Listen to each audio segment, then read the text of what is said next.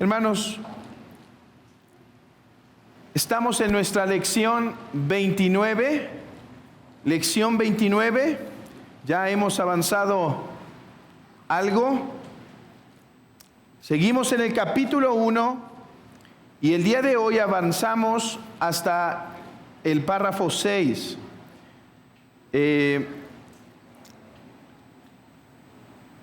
Y este párrafo, en el cual nos tardaremos 2 lecciones, 2 semanas, debido al contenido teológico que posee, este párrafo, hermanos, nos habla de otro atributo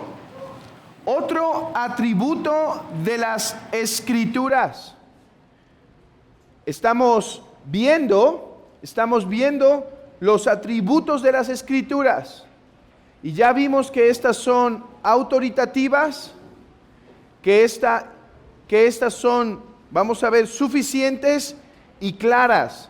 Estos son los 3 atributos principales que vamos a ver. Las Escrituras son autoritativas, suficientes y claras.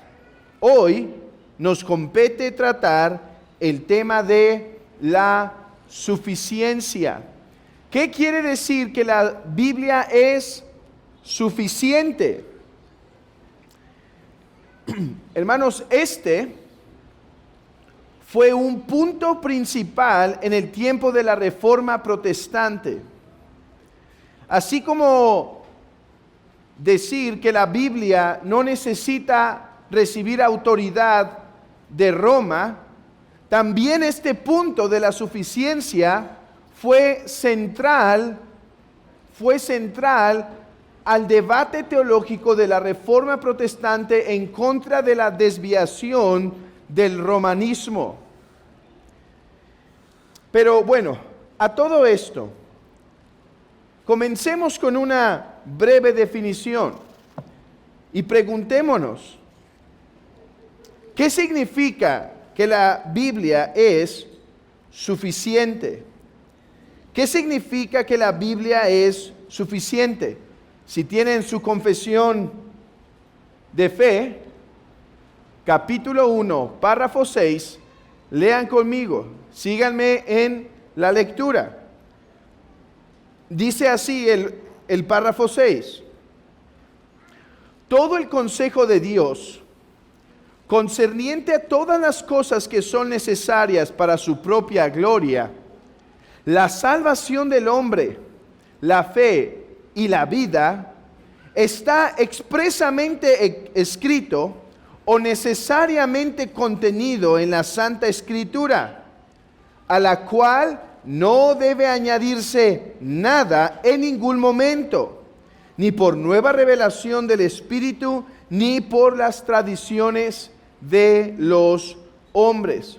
No obstante, reconocemos que la iluminación interna del Espíritu de Dios es necesaria para el entendimiento salvador de las cosas que están reveladas en la palabra, y reconocemos que hay algunas circunstancias concernientes a la adoración a Dios y el gobierno de la iglesia que son comunes a las acciones y sociedades humanas, las cuales deben ser ordenadas a la luz de la naturaleza y la prudencia cristiana, conforme a las reglas generales de la palabra, las cuales siempre deben ser obedecidas.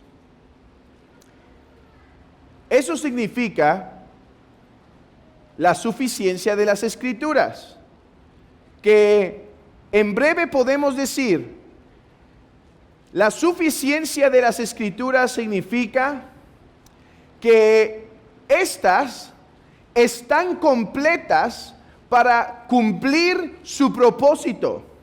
¿Cuál es el propósito de las Escrituras? No es enseñarnos matemáticas, no es enseñarnos política, no es enseñarnos ciencia. La Biblia para eso no es suficiente.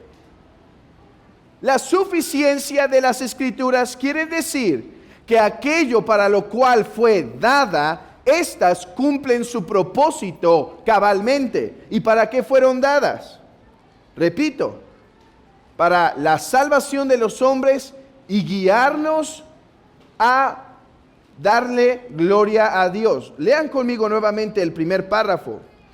Todo el consejo de Dios concerniente a todas las cosas necesarias para su propia gloria, la salvación del hombre, la fe y la vida, está expresamente escrito o necesariamente contenido en las Santas Escrituras. Y continúa diciendo, de manera que no se le debe agregar nada para esas cuestiones. No se debe añadir nada, porque si quieres saber cómo puedes ser salvo, tienes que recurrir aquí. No a las tradiciones de los hombres, no a nuevas revelaciones. La Biblia es suficiente para guiarnos al camino de la salvación. Si quieres saber cómo glorificar a Dios en tu vida, en tu caminar, como padre, como madre, como miembro de una iglesia, puedes recurrir a las Escrituras, porque estas nos enseñan cómo glorificarles y son suficientes para eso. Eso quiere decir la suficiencia de las Escrituras. ¿Cómo sabemos que la Biblia es suficiente para guiarnos al camino de la salvación? Si pueden, acompáñenme a Gálatas capítulo 1 para demostrar que la Biblia ciertamente es suficiente para guiarnos al camino de la salvación. Dice, estoy maravillado, versículo 6, capítulo 1, versículo 6.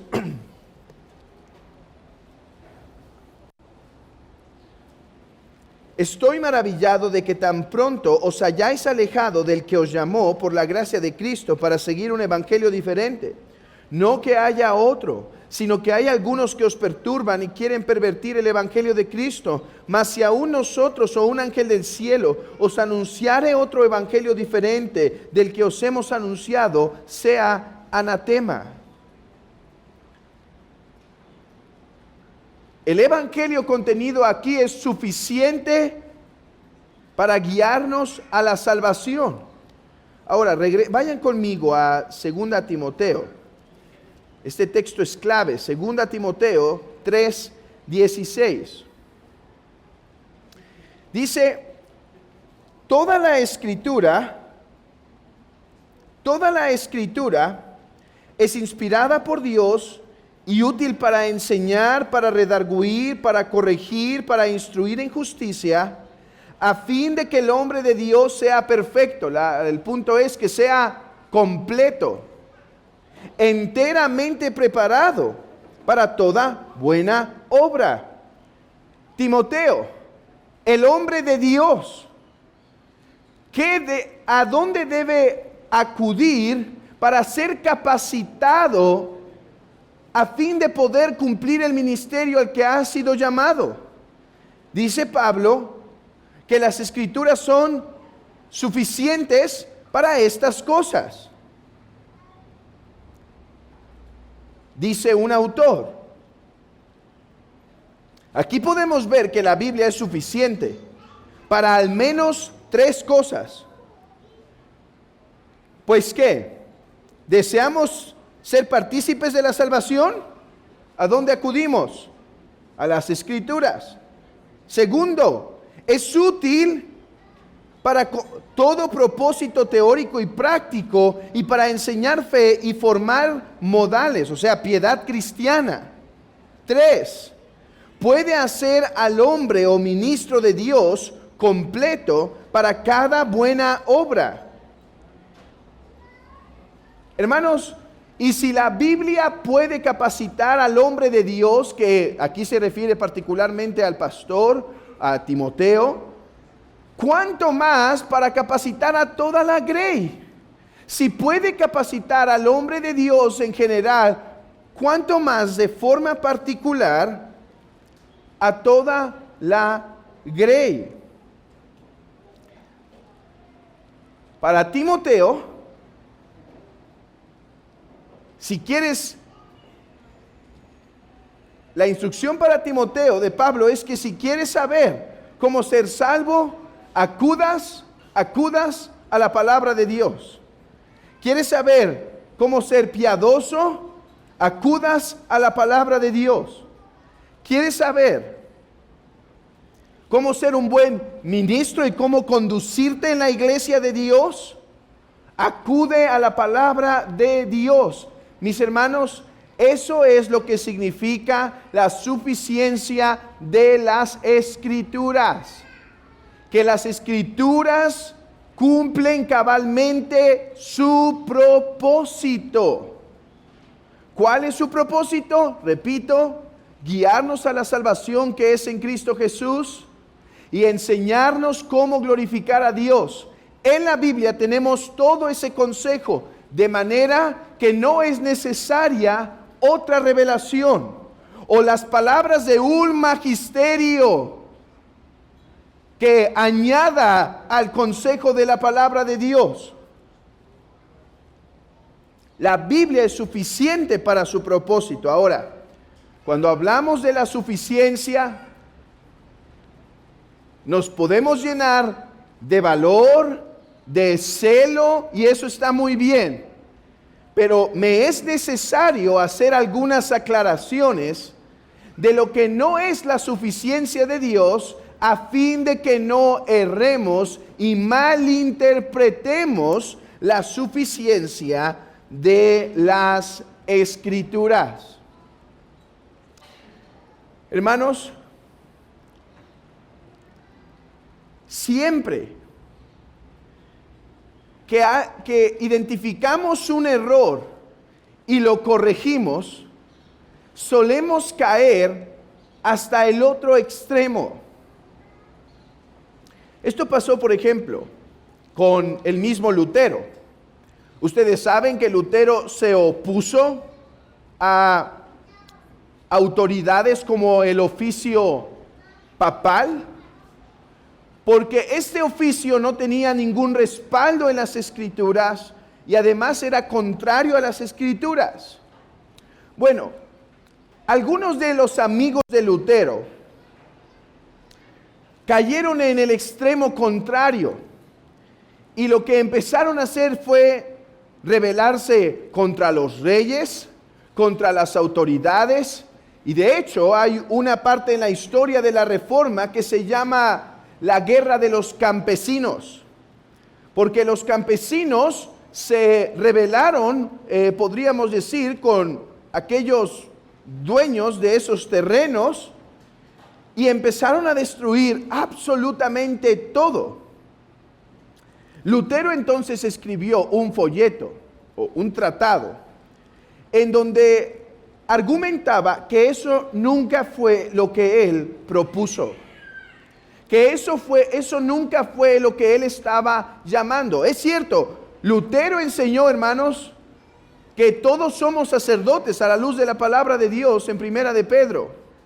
Somos real sacerdocio, nación santa.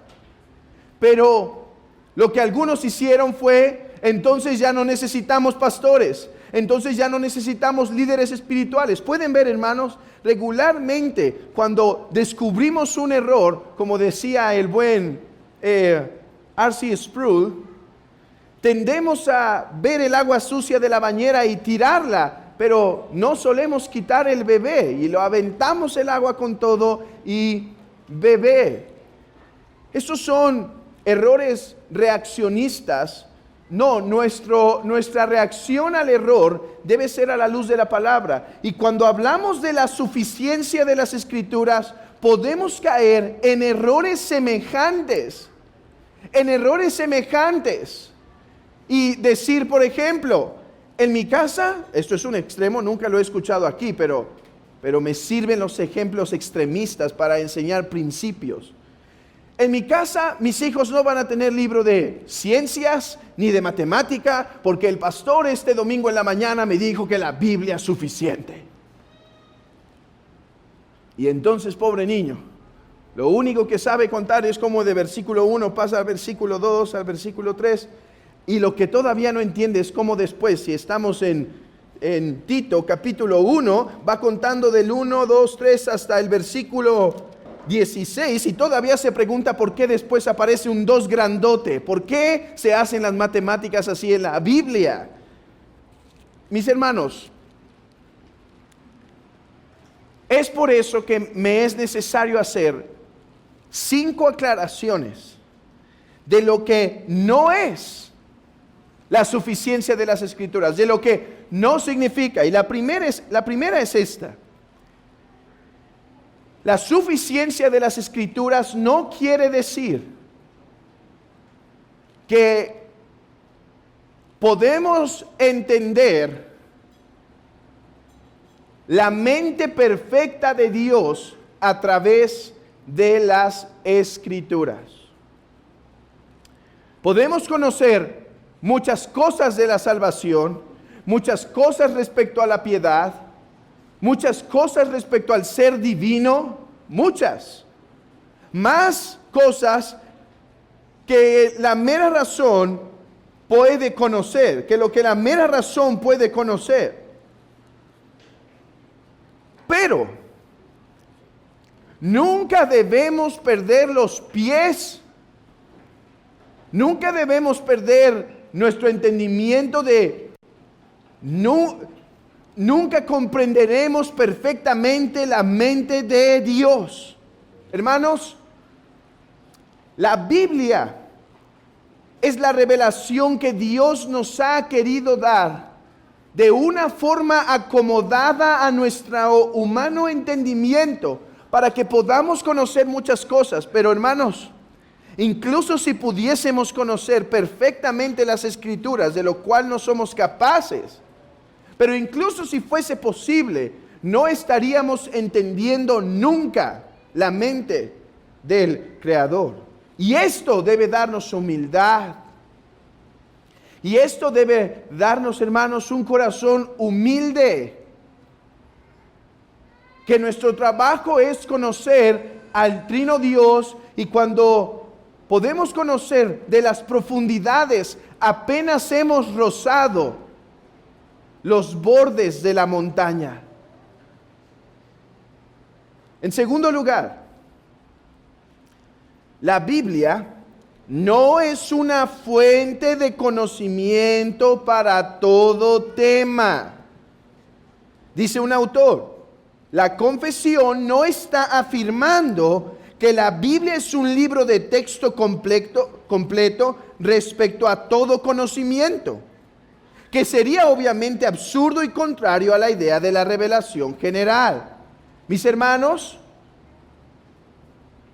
la Biblia no es un texto de matemáticas. La Biblia no es un texto de ciencia. La Biblia no es un texto de biología o de política. La Biblia es la santa revelación de Dios que nos revela a Dios mismo y todas las cosas que tenemos que son para su gloria y cómo podemos ir a la salvación. A ver, esto no quiere decir que la Biblia no tiene algo que decir a la ciencia o a la política o a las matemáticas o a la moral en general. Tiene algo que decir. Por ejemplo, la Escritura es clara que la creación fue hecha de la nada. La creación fue hecha, como dicen los teólogos, ex nihilo, de la nada. Desde la nada sería una mejor traducción. Desde la nada. No obstante, hermanos, eso no me exime a mí a ir y conocer a través de un libro de ciencia las profundidades de lo que la Biblia no me dice. La composición, la estructura, los diferentes climas, cómo se forman ciertas cosas en la naturaleza y demás. Hermanos, por ejemplo, de la política, ¿Cómo descubrimos cuál es el mejor medio de política? Estos últimos 2-3 meses he tenido que estar leyendo un poco de la filosofía económica, política a través de los años, y esta ha sido una pregunta constante en mi mente. ¿Cómo descubrimos cuál es la política que debemos seguir? ¿Cuál política propone las Escrituras?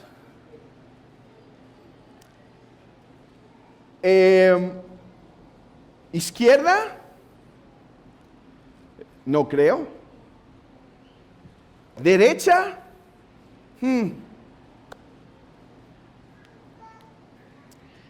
Tiene cosas mejores, pero no creo que la Biblia es un libro que propone tal cual el capitalismo. O sea, quiero ser claro en esto. Políticamente, actualmente soy capitalista en mi forma de pensar. Creo que es lo mejor, pero mi punto es este. El sistema también está lleno de errores y al ser manejado por hombres pecadores tiene un montón de errores.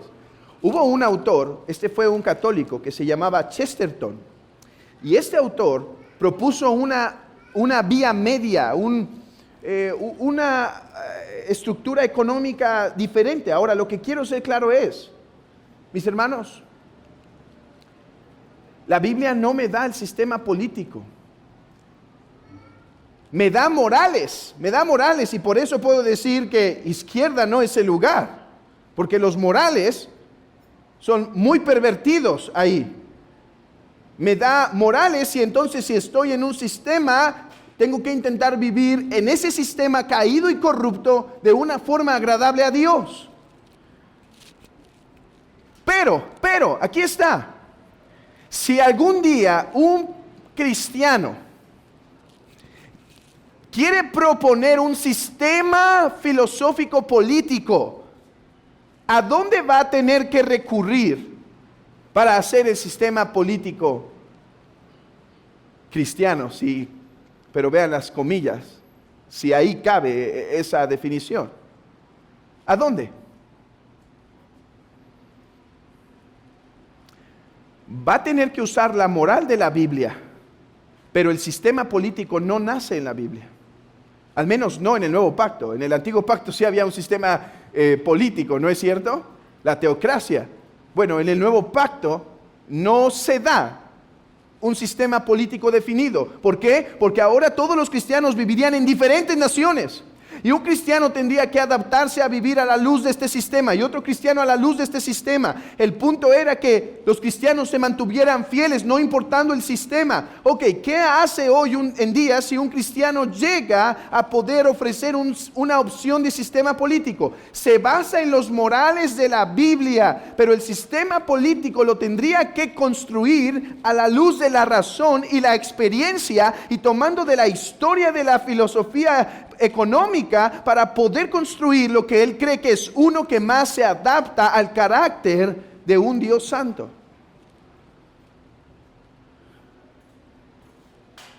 Por eso dice la confesión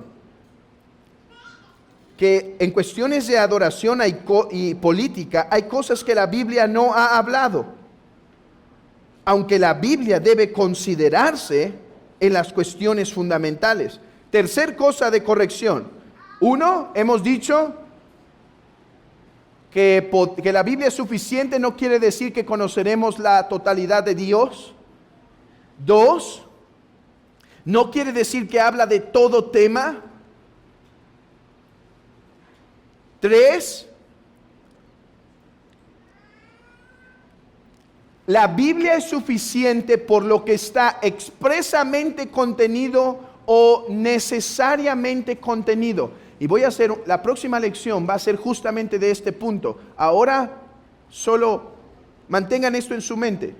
Hermanos, la Biblia es suficiente porque tiene declaraciones explícitas. Dios es uno.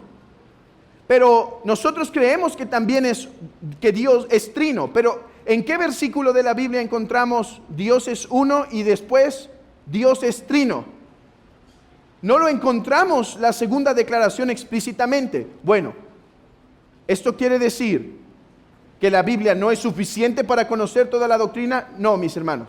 Quiere decir que nosotros estamos obligados a creer todo lo que está explícito y todo lo que necesariamente se concluye de lo que está explícito.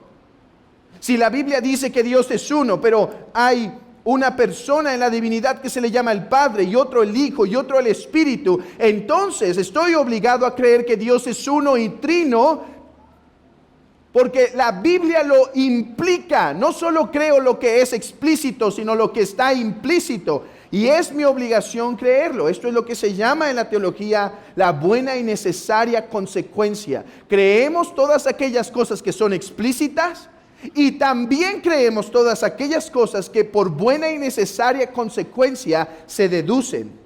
Así que la Biblia es suficiente no quiere decir que es un manual de teología en donde todos los términos que tenemos que creer y aceptar están ahí, sino que la Biblia es suficiente en cuanto a que tiene explícito todo lo necesario e implícitamente todo lo necesario para nuestra salvación, para la piedad. Por ejemplo, déjenme darles un breve ejemplo, aunque esto lo trataré como he dicho después. El cuarto mandamiento. Cuarto mandamiento. ¿En dónde en el Nuevo Testamento se dice que debemos guardar el día del Señor, el cuarto mandamiento tal cual, como un cuarto mandamiento? Podemos ir a varios textos. Por ejemplo, la práctica apostólica. La práctica apostólica es la reunión el domingo. Las cartas apostólicas, donde manda que el día del Señor, cuando están reunidos, Él presume que se están reuniendo los días del Señor. Podemos hablar incluso de Apocalipsis 1, cuando Juan dice que está en el día del Señor, aunque ahí hay un debate teológico si se refiere realmente al día del Señor domingo o realmente se está identificando con un profeta como Isaías o Ezequiel, cuando dicen estaba yo en el día del Señor, y entra en ese éxtasis. Pero creo que lo podemos deducir, pero ahí está el punto. ¿Cómo argumentamos nosotros desde este púlpito y la confesión de fe? ¿Cómo argumentamos que el día del Señor es obligatorio guardar para la iglesia y no una opción? Hoy yo puedo argumentar que la circuncisión de los niños no es una obligación. Si los padres lo deciden hacer, bien; si no, bien. Pero hoy no podemos decir lo mismo del día del Señor. Si lo quieres guardar, bien; si no lo quieres guardar, bien. Si no decimos, es una obligación guardarlo. ¿Cómo deducimos eso, mis hermanos? Por buena y necesaria consecuencia. Nosotros afirmamos que el cuarto mandamiento que fue dado a Moisés es un mandamiento que permanece por todas las generaciones y que lo único que ha cambiado es su forma externa y ritualista, pero que es todavía menester que la iglesia guarde un día entre 7 como mandamiento de parte de Dios. Y de hecho, próximamente nos acercamos a ese mandamiento en el Catecismo de Heidelberg. Nos acercamos a poder hablar del cuarto mandamiento, ya que ya empezaremos la exposición de los 10 mandamientos. Así que es lo único que puedo decir ahora. Regresaremos a eso después. En cuarto lugar, reconocemos la necesidad de la iluminación del Espíritu Santo para entender las cosas espirituales. Y esto lo hablé la vez pasada. Que la Biblia es suficiente, no niega que es necesaria la obra regeneradora y de iluminación del Espíritu Santo para entender aquí las Escrituras. Si viene un ateo y me dice, yo no veo la Trinidad por un lado, mi respuesta es, porque ¿cómo pueden los ojos carnales ver las cosas espirituales? ¿No dice eso Pablo en 1 Corintios capítulo 1 y 2? Así que no negamos la necesidad del Espíritu Santo. 5. Reconocemos que hay, vean esto, circunstancias. Esta palabra es clave. Reconocemos que hay circunstancias de adoración y gobierno que no están explícitas en la Escritura, sino que se deben arreglar y acomodar y decidir a la luz de del sentido común, de la sociedad. Hay prácticas sociales, hermanos, en donde quizá no hay tal cual un mandamiento. Por ejemplo, ustedes saben que hubo un momento en nuestra sociedad, ya no es más así que me sirve este ejemplo. Hubo un momento en la sociedad en donde la mujer no se veía bien que usara pantalón, ¿sí? Sino que tenía que usar falda. Porque era visto como la característica de la feminidad. Si una hermana viniera en esos tiempos al pastor y preguntara, hermano, ¿podría usar pantalón? Yo le diría, pregúntale a tu esposo.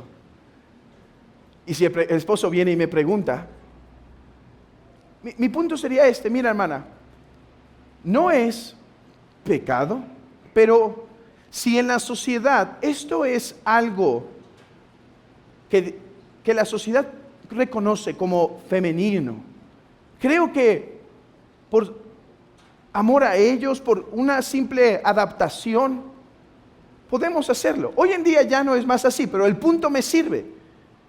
Hay cosas en la política que no están dichas en la palabra y cosas en las circunstancias. Vean esto, circunstancias en la adoración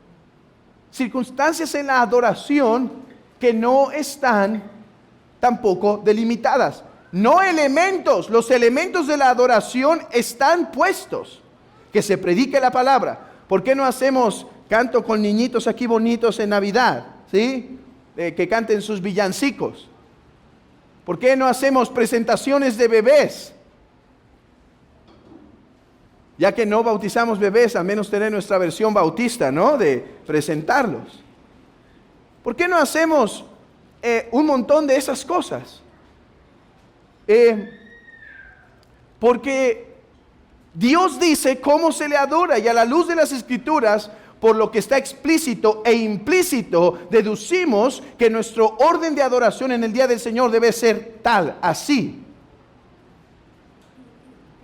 Pero hay cosas que no están delimitadas. Por ejemplo, los horarios. Algunos están en desacuerdo que usemos pantallas o proyectores porque piensan que hay algo espiritual en pasarle la hoja al himnario, ¿sí? Y no, es que eso ya es del diablo, las pantallas. Por ejemplo, yo me acuerdo en una iglesia daban como la prohibición o la recomendación de que no usaran la Biblia en sus tabletas o dispositivos. Ahora, déjenme decir algo.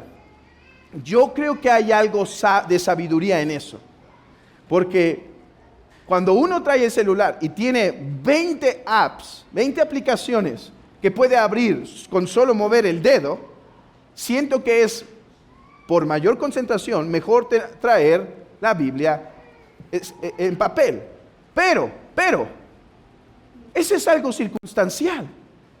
Eso no, es algo que el pastor tiene que aprender a adaptar y ver cosas que no salen del orden, simplemente circunstancial. ¿Cuántos himnos se cantan? ¿Cuánto dura el culto? ¿Cuántos servicios tenemos? Por ejemplo, ¿saben que en la iglesia griega ortodoxa no hay sillas?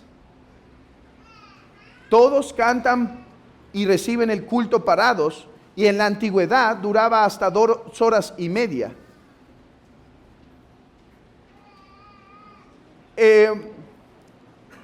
Son ciertas cuestiones circunstanciales. En la política, ¿qué sabemos de facto que no debemos hacer? Por ejemplo, debemos respetar las autoridades.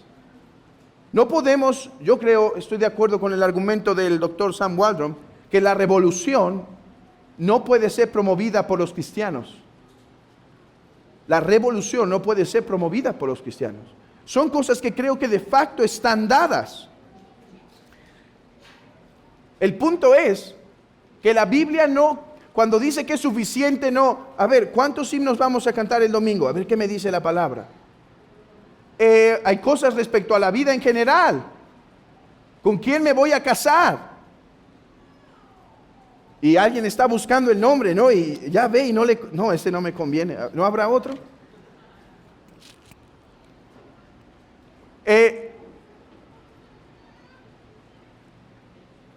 Todas esas cosas, hermanos, se deducen a través de principios y el sentido común. Ok, tengo que acabar esto aquí. Déjenme dar algunas aplicaciones. Empezando por por 4 que no son aplicaciones. O sea, la doctrina de la suficiencia, en primer lugar, no implica que creemos solo lo explícito. Eso ya quedó claro. Creemos también lo implícito. 2. La suficiencia de las Escrituras no implica que no necesitamos orar y santificarnos para comprender el significado de las Escrituras. Esto es algo, hermanos, que tanto admiro de los monjes de antaño, no de los de nuestros días, pero de los de antaño sí.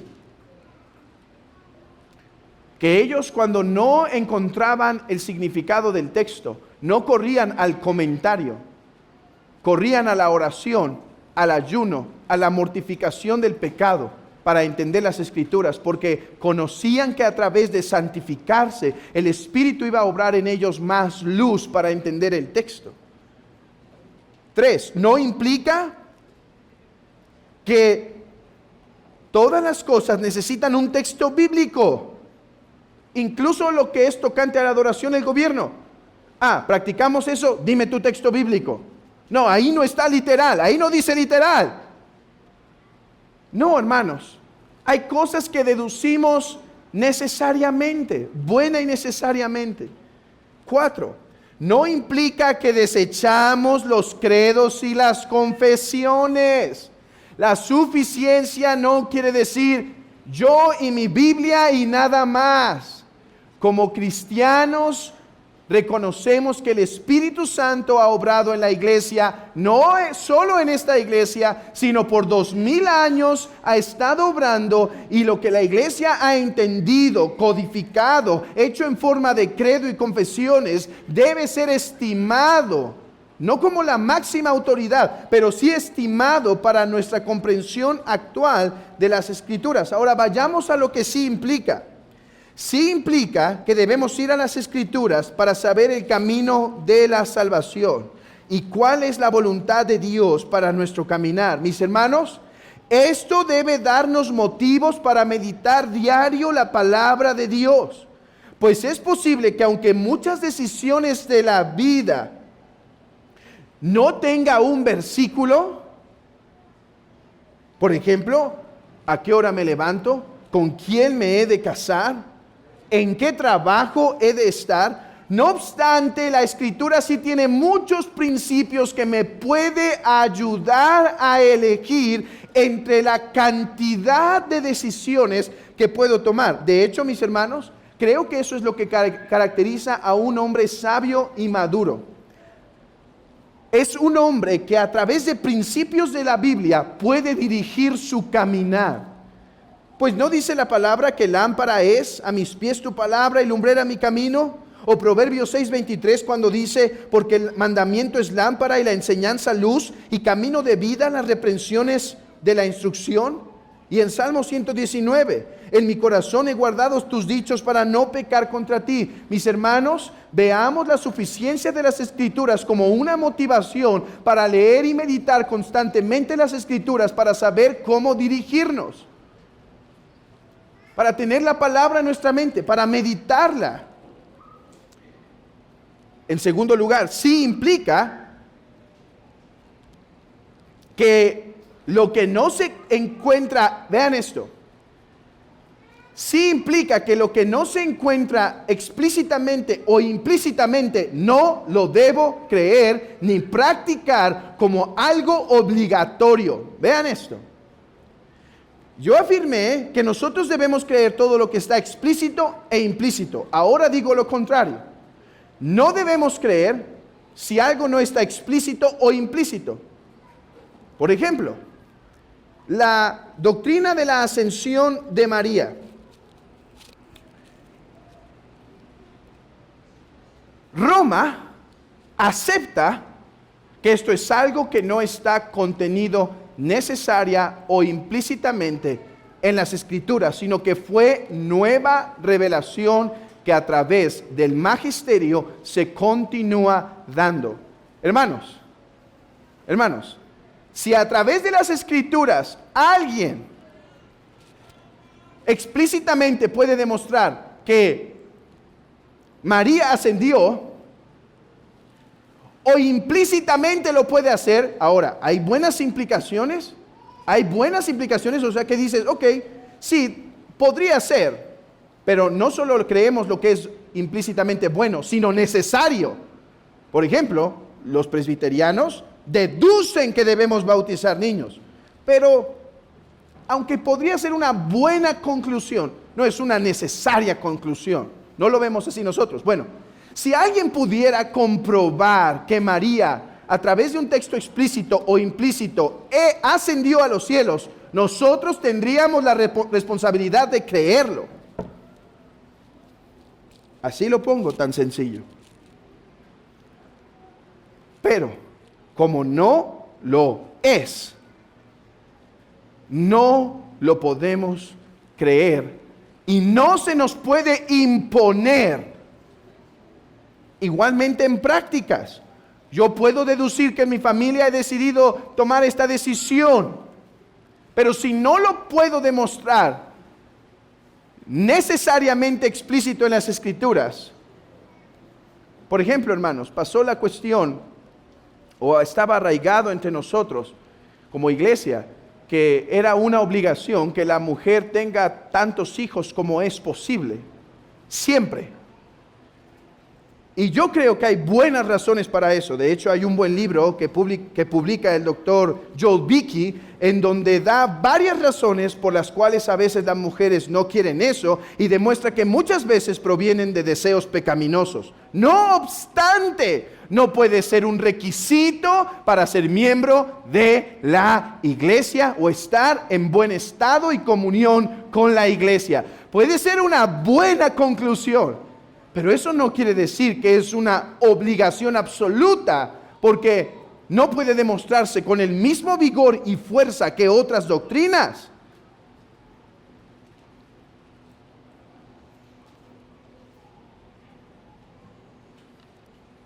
Vamos a terminar aquí, luego diré mi otra conclusión.